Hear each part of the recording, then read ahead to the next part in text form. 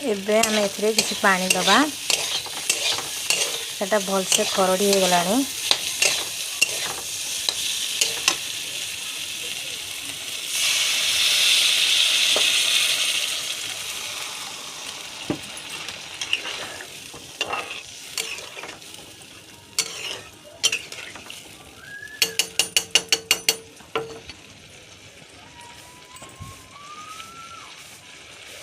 आम किसी समय एमती छाड़ीदबा फुटा पर्यंत।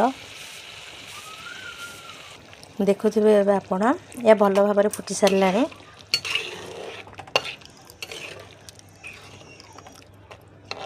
आम तरकारी एकदम प्रस्तुत हो सारा। खाली टिके पानी मरीगला आम यहाँ ओह्लैवा।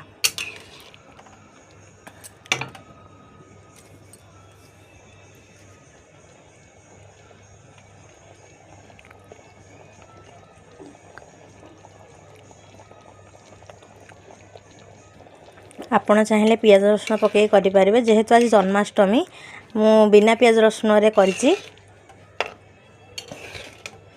आपण भी एमती बिना पियाज रसुण रे करी घरे निश्चय ट्राए करंतु, बहुत ही भल लागिवो। मुझे किसी भी मसला नहीं, जीरा गुंड आधा चामच और धनिया गुंड गोटे चामच ही देइछि, आउ किछि देइनी।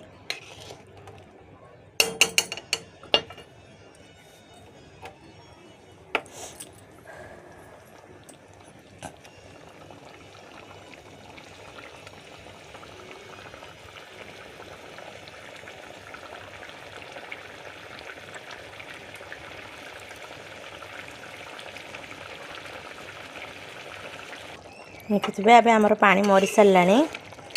तरकारी एकदम भल भाव प्रस्तुत हो सारा। एवं ए कि पकेबा नहीं, केवल गरम मसला पकेबा।